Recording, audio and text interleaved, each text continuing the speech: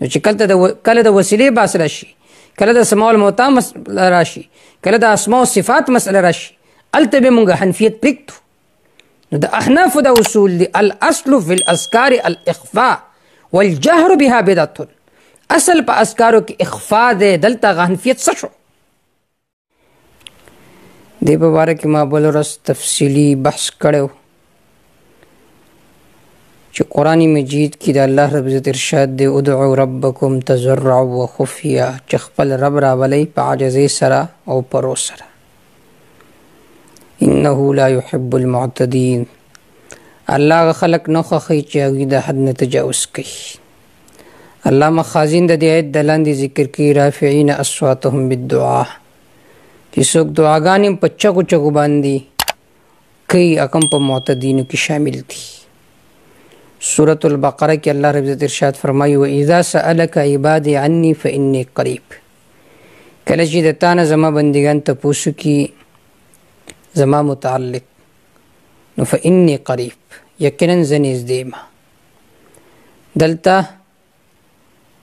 مفسرین ذکر کوي چې صحابه کرامو د جناب رسول الله صلی الله علیه وسلم نه تپوس وکړو اقریب ربنا فنناجیه ام بعید ربنا فننادیه، آیا زموږ رب نږدې دی که لرې؟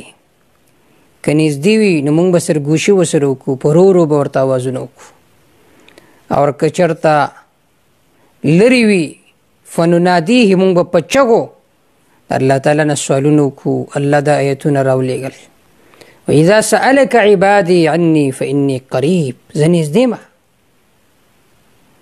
د دې وجې نه فقهاو ذکر کړي الاصل فی الاذکار الاخفاء فتح القدیر، نورو د فقه کتابونو ذکر کړي الاصل فی الاذکار الاخفاء، اصل په اذکارو کې اخفا ده چې پرو باندې وکړي.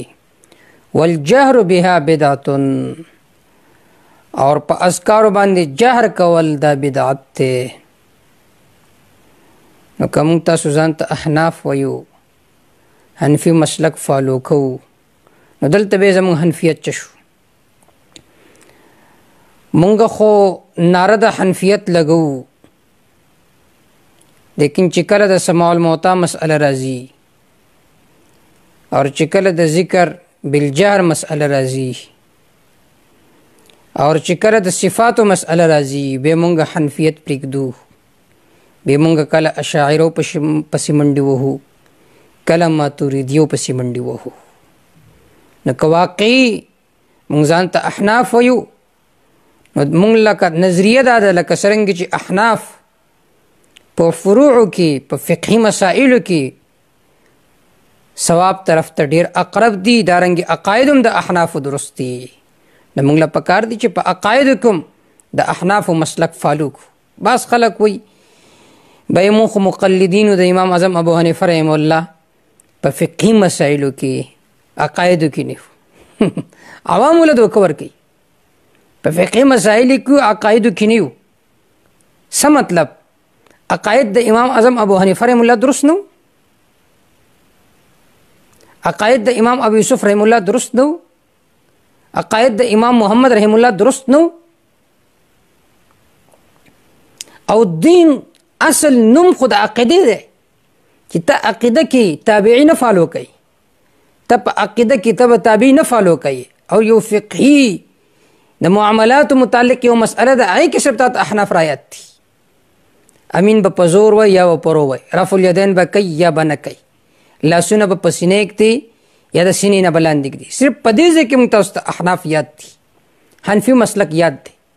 لیکن چې کله د عقایدو مسئله راشي، که هغه د سماع المعطا مسئله وي، که هغه د توسل مسئله وي، فقهاو صراحتا لیکلي ویکره للرجل ان یقول فی دعای بحق فلان، چې مکروه دی. او کله چې د مکروه لفظ په فقه حنفي کې راشي مراد ترې کراهت تحریمي وي، چې مکروه دی د پاره د یو سړي چې په خپل دعا کې وایي چې په حق د فلا زه دعا کوم، په حق د نبي کوم، په حق د ولی کوم، دا مکروه تحریمي دي. نو چې کله د وسیلې بحث راشي، کله د سماع المعطا مسئله راشي، کله د اسماء و صفات مسئله راشي، هلته به مونږ حنفیت پرېږدو. نو د احنافو دا اصول دی الاصل فی الاذکار الاخفاء والجهر بها بدعت. اصل په اذکارو کې اخفاء دی، دلته حنفیت څه شو؟ دلته حنفي مسلک فالو کا کنه چې حنفي مسلک عین د قرآن او سنت موافق دی. دلته حنفي مسلک ولې نه فالو کوي؟ حنفي مسلک ولې پرېږدي خپل د یو مشر د وجې نه چې فلاني لیکلي فلاني لیکلي فلاني لیکلي؟ نو ذکر په جهر نشته بلکې ذکر په رو باندې دی، او په جهر باندې ذکر کول دا درست نه دی. والله تعالی اعلم بالصواب.